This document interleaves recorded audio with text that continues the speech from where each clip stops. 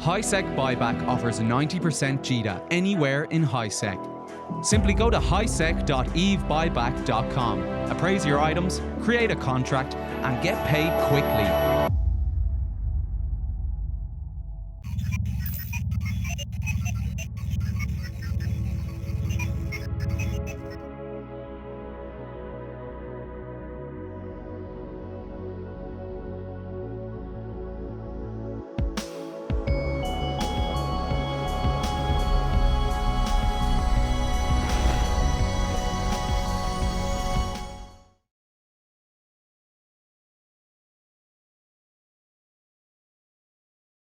This is Talking in Stations, a show about EVE Online. I'm your host, Artimus Albosa, and I'm slightly under the weather today, so I apologize if my voice is more scratchy than normal. We've, right off the bat, got a question in chat. What's up for discussion tonight? Well, quite a bit. I'm sure you can expect if you've read the headlines recently. A new event has been announced. There was a countdown timer that appeared sometime this weekend. I forget when exactly. It counted down until afternoon my time on Tuesday, today, January 4th. And when the timer ticked down to 0, it revealed a crossover event, a crossover between EVE Online and Doctor Who, which is a long-running television show in pop culture. So we'll talk a little bit about that. We'll also be discussing some war updates. We had an alliance disband up in the Cloud Ring conflict. We've had some interesting developments going down south in terms of what's happening in Omist, and then also looking towards AOM. And the north is coming down to the south. Fraternity has officially, quote-unquote, declared war against Army of Mangoes, AOM. So we'll be talking a little bit about that as well. The Shin Kicker, fantastic name. Thank you for the prime. I appreciate that, my dude. But let's go ahead and jump right into it. First, I think we're going to talk about the Doctor Who. It's what's on top of everybody's mind. And when I say everybody, I don't just mean the normal EVE Reddit Spurg people or the casual player in game, or even the bitter vet hanging out in the Talking in Stations Discord. What I specifically want to talk about is everyone else. So if you do just a quick Google search, EVE Online Doctor Who, you're not linked. The first result is not the page about it, it's the news articles about it. And that's a point that I want to make here when discussing this event in particular. Is there's a reaction I'm seeing, which fortunately has been dying down as people wrap their heads around what this is, that nobody asked for this. This is like, it's not EVE, there's plenty of lore to pull from. And I just want to hammer home the point. Pairing up with Doctor Who is not about enriching the lore of EVE Online. Pairing up with Doctor Who is about getting the attention of the wider gaming or even just pop culture science fiction-y media and getting more eyeballs and more players onto EVE Online.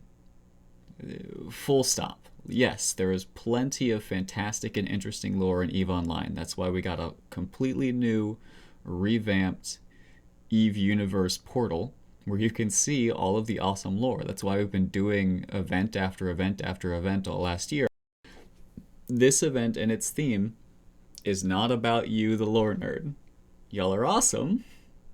Not your time. This is about getting more people into EVE, getting a broader scope. And before I go into going into a rant on that one, let's talk about what this particular event seems to be. So at a high level, the Interstellar Convergence is the name for this 2-week-long event. It's going to run from January 13th until February 1st. And it's going to have filaments, by the looks of things, on Singularity at the moment, where you can teleport into another area of space, presumably in the Doctor Who universe, if you will, and fight some what we think are Daleks in their little saucer spaceship thing. Collects, of course, your skins, your cosmetics. There's imagery of being able to get this scarf thing for your character as an example, which is going to be pretty cool, and some other things like that. And what I want to point out here, if we let the video play while it runs, they talk a lot about, in this article, why EVE Online and Doctor Who go together. Well, I'm seeing some wonderful salt in the chat where people saying, oh, it's a dead sci-fi series combining with a dead game. Isn't that great? I mean, listen, like, okay, sure, fine. Okay, like, what do you want? Would you prefer that they go out and get Battlestar Galactica? Would that have been better for you? Stargate SG-1? I would love some Stargate SG-1. That's a dead franchise, but I would love it. It isn't about you. It's about the fans of this series and the wider media seeing a collaboration and building up hype and attention to get eyeballs and players trying. Like, get over yourself. Anyway, moving on, some things I'd like to highlight. Number one, the visuals are just fantastic here. So this is like, as far as I can tell, it's using the Abyssal tech. We've seen this first introduced when CCP introduced Abyssals. They've been continuing to build on it and refine it and do crazier and crazier things. The most recent example, which I love to see, are the snowstorms we had in the Winter Nexus event. These ones are far more elaborate, far more complex scenes, and they just look absolutely stunning, which is amazing to see. We're going to get some lovely screenshots, some good new wallpapers for you nerds out there. In terms of gameplay, based on what they're describing and what we have on Hobo Leaks, this is probably going to be another one of those events where you can participate in multiple different ways. So you can go in for PvP, I think is one that's hinted at quite a bit. You can go in and do some PvE with shooting rats through combat, or some PvE doing some hacking. I haven't seen specific stuff relating to mining, but I would be surprised if that's not there. And I do just, at the bottom of this article, there's an interesting paragraph I'd like to read, which is, one thing you can be sure of is that the Interstellar Convergence, the name of this event, will be one of the most distinct, engrossing events ever to take place in EVE Online. Marketing nonsense, we can ignore that.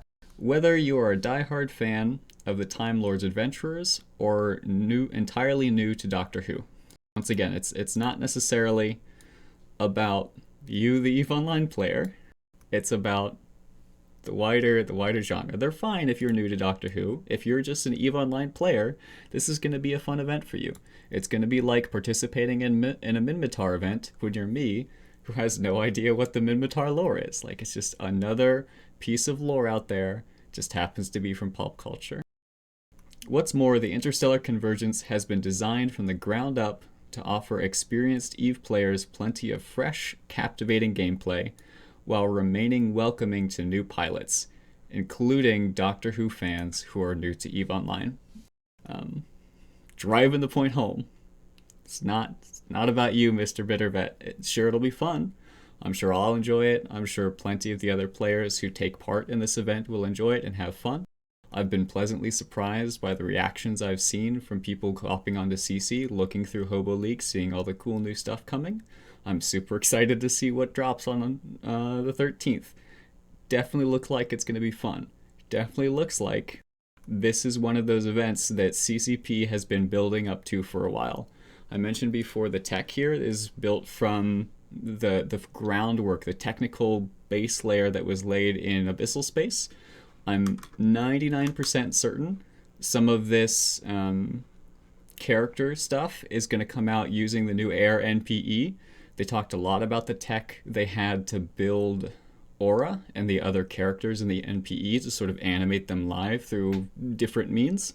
I'd be amazed if they don't do something similar to that with Doctor Who characters in game. They talk a lot through this system about specifically Air is in a lot of the flavor text for different items and materials. So I think what has happened here is we've gotten to a place in EVE Online where there's this technical foundation of all the pretty graphics, all of the ability to create temporary areas of space and the filaments to go back and forth to them, It's a well-established, not going to be a buggy mess. Fingers crossed. We've got a new player experience, which is, quite frankly, hands down, the best it has ever been in the history of EVE Online. And I don't think anybody's going to argue with me about that. So in terms of timing, for CCP to run a large marketing event to bring new players into EVE Online, I think right now is the best time to do that.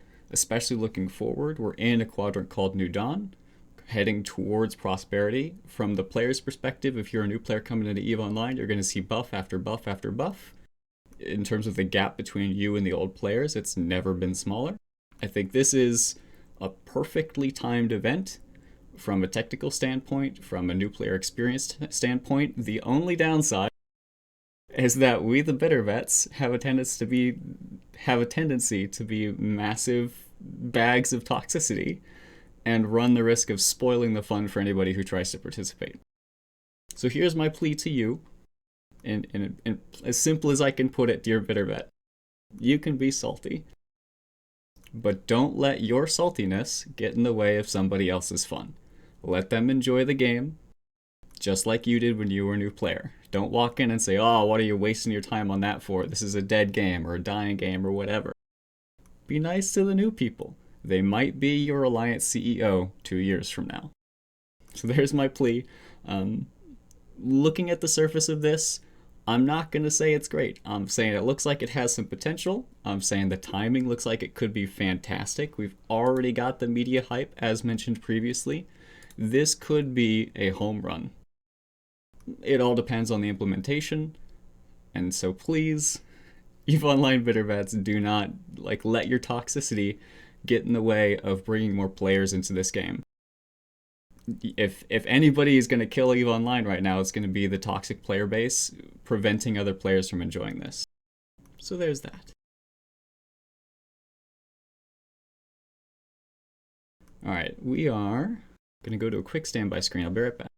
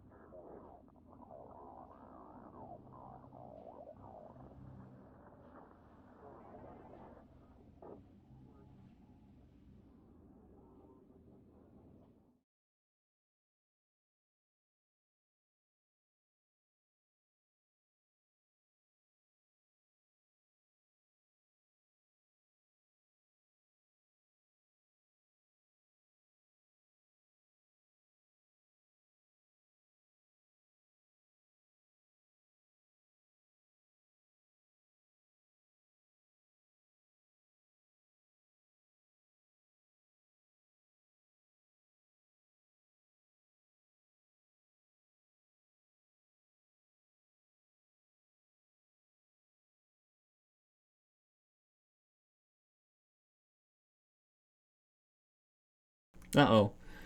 And Mutimus. I'm back. I think that's all I'm going to say about the Doctor Who shenanigans. If you want to participate further in discussion here, if you're just interested in the memes and ragging about EVE Online and being a big ball of toxicity, r/Eve seems to be your place to go.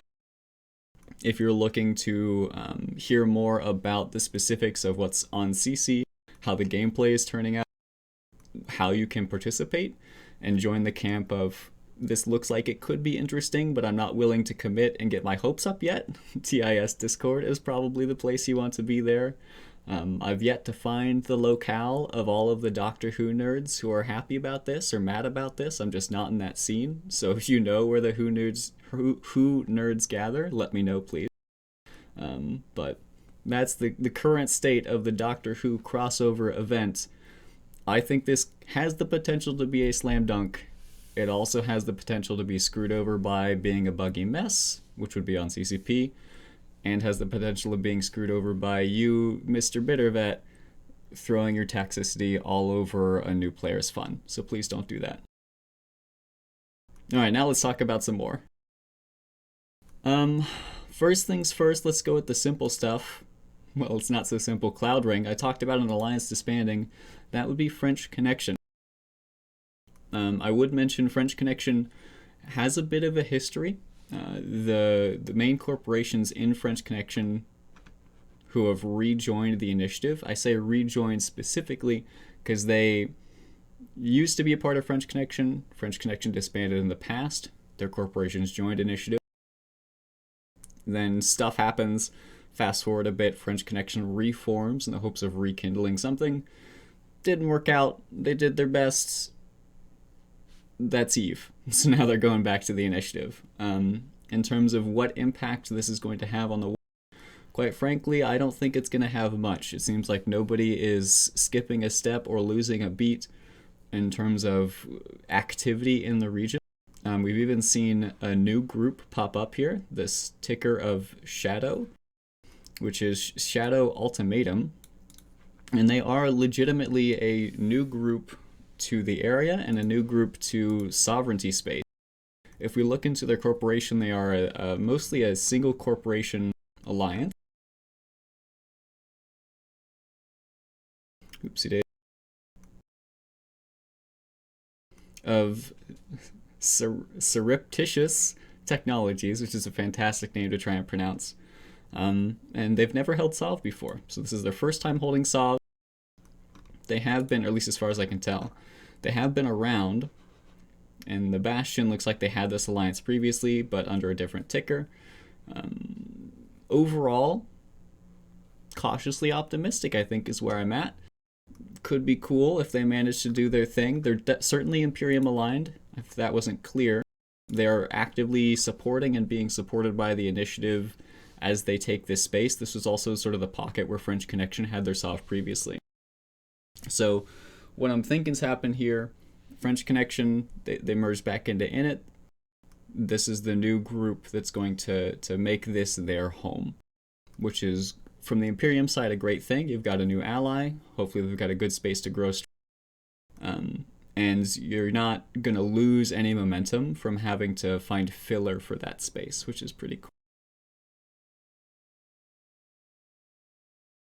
Rivals is Init. Init has absorbed a few lately. Yeah, absolutely. Init has been on a recruiting spree. They have really ballooned. We talked previously about them gaining groups from Evictus, if memory serves. They gained more groups than any other member in PandaFan. And just groups from all over the place. It really seems to be one of the destination alliances right around now in terms of EVE Online.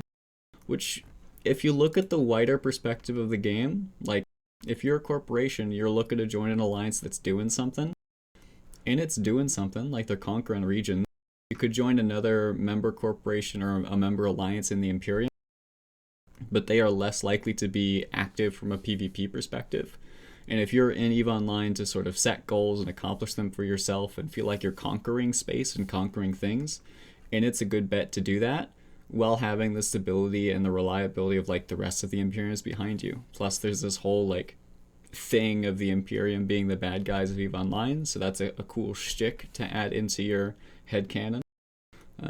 Looking further down south, I'd also look at Fire Coalition, honestly. They have really handled themselves well in this war versus Wrecking Crew and Army of Mangoes, but I'm jumping a little ahead of myself there before I get too far down that trail. I did want to quickly take a look at the Sov timers, just see how they're progressing. Of course, you have a few from French Connection where they no longer exist.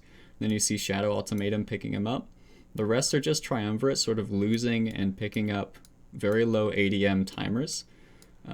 As long as there's a will, it seems there's a time zone where they can do this. So this is going to be just a war of attrition very much, where Triumvirate is going to be in this space as long as Triumvirate has the dudes willing to do the Sov mining, which is interesting, definitely more than I thought would be possible. From the attacker's perspective, one thing I checked previously and I'll continue to do so is, are Citadels dying? Seems like all that's left for the Citadels is just sort of space trash, small or medium-sized structures, excuse me, so Astra Houses. Nothing in terms of engineering complexes, but a few Athenors as well have been dying recently in January. So very much it seems like the Sov battle is the only thing worth fighting here for in Cloud Ring for Triumvirate. They are continuing to do it. I think as long as it's still meaningful for their members in terms of the fights that they can get, a new group here in Shadow coming in could breathe new life into it and make them stick around longer. We'll have to wait and find out. So that's an interesting place to keep an eye on. It had some developments, but I think the course has remained steady overall. Init, the cool version of goons. When does Init split from the Imperium? Man, I don't think that's gonna happen. I mean, it would be Init splitting from goons would be akin to crap. What was that guy's name? The guy who backstabbed Gigax. Somebody help me out with his name. And while they're helping me out with his name, I'll tell the story for anyone unfamiliar. There used to be an alliance in the game known as Circle of Two. And Circle of Two had their own... the Judge, yes. Circle of Two had their own backstab story. They were members of the Imperium. And then when World War B, the original, occurred, when the Imperium was living up in the north in Declan, Fade, Pureblind Tribute, etc., CO2 had long been sort of like the front gates to the Imperium's holdings in Tribute. They were also the first target of invasion, so to speak. They were a heavy target of invasion, and through the course of the war, they ended up flipping from being members of the Imperium to joining the Honey Badger Coalition, who was sort of the group of all of the other, or many of the other alliances and corporations and groups and games sort of banding together to attack the Imperium and kick them out of their space up north. Well, things happen. CO2 moves into this area, Tribute specifically post-war. They sort of keep their holdings. Pandemic Legion and Northern Coalition come around and be like, hey, so thanks for joining our side and everything, but we want that space now. Okay, bye. And kicked them out. So CO2 and Test band together, come on down south, and move into the southern area and form what would become Legacy Coalition. But throughout that process, some internal politics happen, or I don't really understand the details, or I don't really remember them, to be honest with you. But the Judge ends up getting cozy with members of the Imperium, seems to not be particularly happy with the way that Gigax, the alliance leader of CO2, is running things. He was a very polarizing figure, known for a hot temper and taking lots of fights, which, if you like that sort of thing, it was the best place to be for you. If you didn't like that sort of thing, you made fun of them for it. And eventually, all at once, they went through and the Judge flipped tons of structures over to the Imperium and to other groups, and stole trillions and trillions and trillions of ISK, and basically left CO2 homeless. During the course of this, Gigax's temper got the better of him, and so he started making real-life threats in-game, using the in-game chat, which was being actively live-streamed, of course, by members of the Imperium and the Judge, and so he got permabanned. So in addition to sort of ripping away a lot of the assets of CO2, they also headshot the leader of the group, Gigax. So that was a whole thing. And I say all that to say, if Init leaves the Imperium, even if they don't do it in quite such a spectacular fashion, it would be the same sort of level of betrayal and unexpectedness as the Judge backstabbing Gigax. Like, he had the access that he did to be able to do all of that because of the level of trust and the years of cooperation they had had together.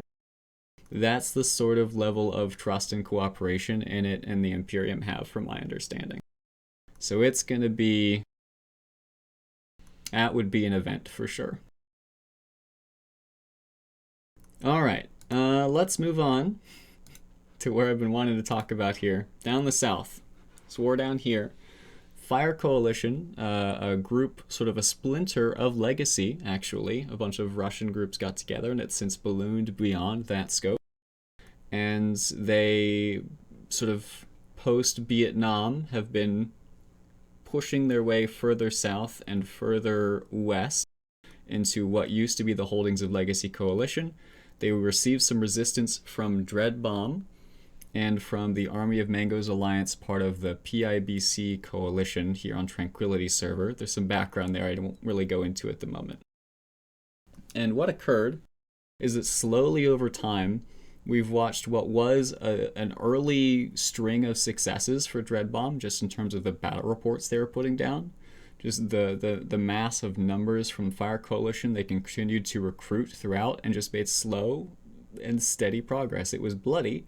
They had to work for it, but they just made progress, pushing further and further in. First, Amensi was seated, and Dreadbomb said, okay, we're not going to fight over Amensi anymore. Then Tenerife started to fall. FI.RE started getting under pressure. Then RMC, Red Menace Coalition, who are fairly closely associated with the Imperium, but not officially associated, became involved in the war. Not sure on the details of how or why, but they ended up very much on the side of Dreadbomb and PIBC.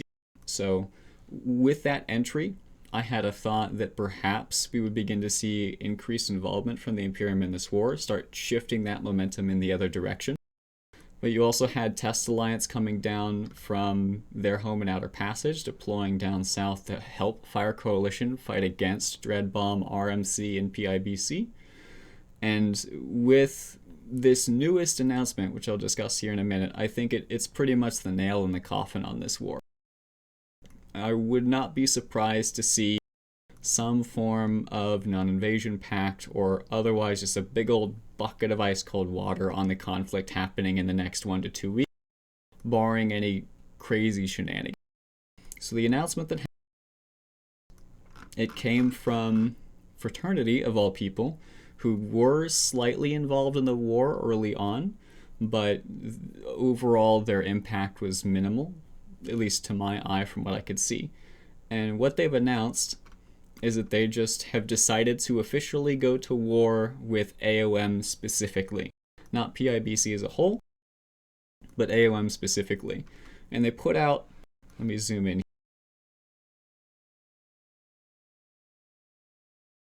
They put out a few things that they want all their members to do, which is pretty typical during wartime.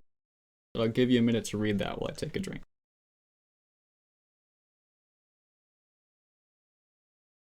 So they're basically saying, hey guys, cool it on the PvE stuff. We're all deploying for realsy. Let's move on down, get your stuff in. We're focusing on Esoteria only, which is an interesting strategy. AOM previously held Omist, but it seems like that region was no longer, they realized, hey, we can't hold this. They started trying to involve smaller groups, specifically, if I go to TCUs, FE, which is going to be Forsaken Empire, as well as Vapor, out of the blue, which were two smaller groups vaguely aligned with AOM and their allies, but they were also just sort of looking to live in that space, fight against FI.RE.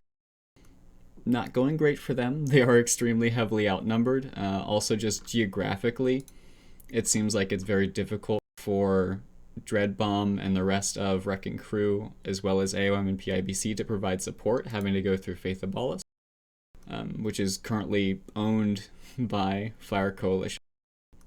So overall, I'm not sure that one, it could be similar to a Cloud Ring situation, where if either of those groups have the will to continue fighting for that space, we could continue to see a protracted sovereignty battle. But FI.RE Coalition, I don't know, I'm of two minds of it. They have a lot of member groups, they have a lot of players, and those players could use a lot of space. They could even use it for rental space. It all sort of depends on where their will and their motivation is. They could gain a second wind if we see AOM quickly be kicked out of Esoteria and they decide to make a deal with Wrecking Crew and PIBC. Maybe they just all turn their focus to Omist and shore everything up around here. I'm not sure. We'll have to keep an eye on and see how that one develops. I think it's also going to be key to watch how Wrecking Crew set their allegiances. So they've created a few ties with the Imperium through their cooperation with Red Menace Coalition here. Do they continue that? Do they strengthen those ties? Like, what's their play here on the negotiating table?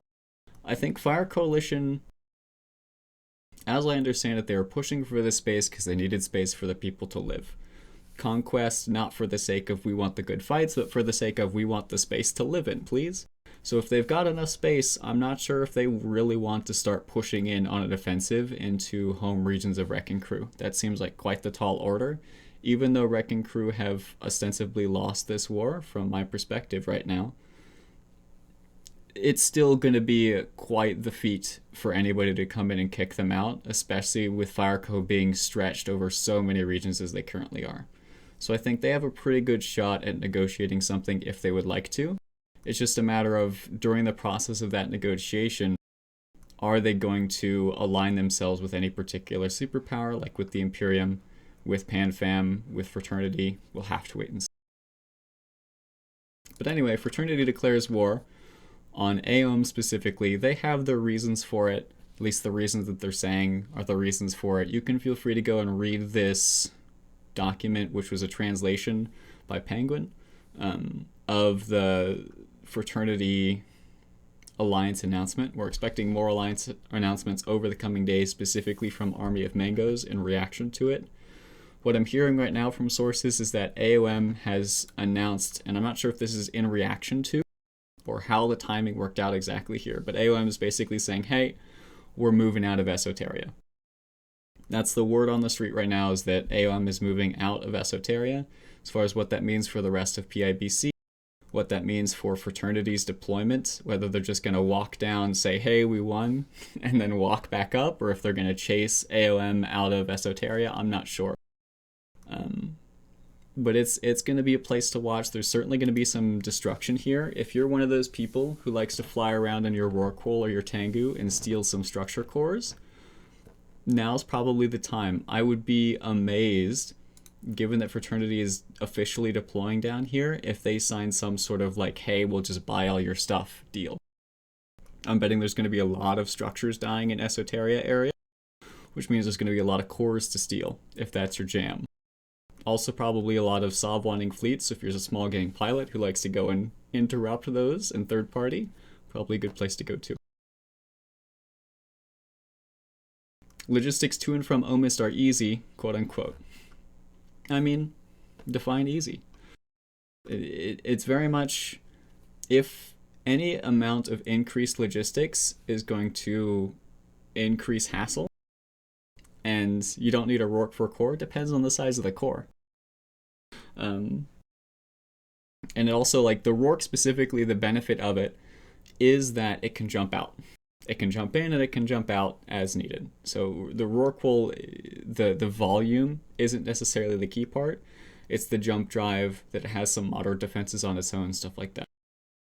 We saw the Rourke being used specifically during Vietnam as keep stars and such were dying to scoop those cores. Jump freighters too, it's a thing. How are Brave doing in Pure Blind, I'm asked? Well, good question. Let's have a look. Looks pretty similar to what it was last week. That's the current state of Pure Blind, is that things are stale. I don't know if stale's a good word. People are fighting each other. Like, it's exactly the sort of intra-regional conflicts that you would like to see in a healthy political landscape. You've got groups who are sort of semi-independent with some complicated politics in between. You've got larger powers on the outside, all trying to inflict their will, keeping a close eye on things. The Sov is staying relatively stable. Fights are happening. I'd like to see more Sov change hands and faster, but every single group involved wants that not to be their Sov. So there's plenty of incentive, plenty of will and manpower keeping things the way they are, which is exactly how we like to see it. It's not a situation where one group dramatically overpowers another and are just incapable for time zone tanking or for mechanics reasons of inflicting their will upon their opponent. It's not the case that somebody just doesn't want their space, but nobody's willing to take it over. Everybody wants their space here, and everybody's fighting for their space here. So if we see a significant change, it's probably going to be on the political side that causes a significant change on the map. I would be very surprised if some big battle report happens and it results in a change here. Even like the Brave Super Cat fleet, if it exists, getting dunked by Snuff or something, I don't think would change a thing because it's not really having an impact here. We already saw their cat fleet get dumped, so I can't, like, it's not gonna change anything either.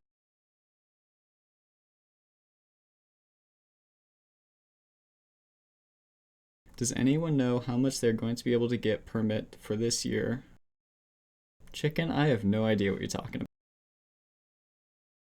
I'm not gonna lie. Is it World War I Western Front stagnant? Man, I'm not a good enough history buff to make that comparison. I'm sorry. Alright, well that is the current state of the wars, at least from my perspective. Hopefully that provided some insight on some recent changes. Just a quick reset. Sentence finisher. Okay, just a quick recap. Doctor Who thing, it's going on. People are going to be talking about it. I'd encourage you to try it out. I think CCP are really trying to put their best foot forward here, which means that it's probably going to be some good gameplay. Definitely the screenshots and everything look epic. They're going full bore on the marketing and it's paying dividends already. If you want to be toxic about it, cool. I'm completely fine with that. My only request is please don't ruin a new player's fun just because you're being toxic. You can, like, we have a certain thing with new players. Let's respect them, let them come in, be nice to them, just like the old bitter vets were when you were the new player. Let them come in and enjoy, and then they can be your bitter vet buddy in 2 or 3 years and also hate on CCP. It's the cycle of the EVE Online player's life, if you will. Fraternity has declared war on AOM. Could be interesting, could be a big nothing burger because AOM has decided that they don't want Esoteria after all. We'll have to wait and find out. Either way, it's definitely going to mean a major shakeup down here in the south. We'll have to see how FI.RE wants to expand. Red Menace Coalition's a wild card in here, not sure what they're going to do. Same thing with Wrecking Crew. Who knows? Maybe there's another party waiting in the wings who's like, oop, this is my chance, I'm going to jump right in. We'll have to find out, wait and see. I'm certainly looking forward to it. The title of this stream so far is okay, I'm interested, because that's currently where I'm at.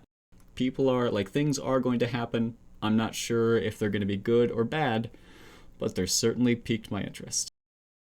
That'll do it for Talking in Stations on today, Tuesday, January 4th? Man, what day is it? Tuesday, January 4th. Sorry about that. We'll have more shows for you later on in the week. Definitely keep an eye out for it. Question, Talking Stations, does FRAT still have a presence on the Chinese server? The way that they worded things in this update makes me say yes.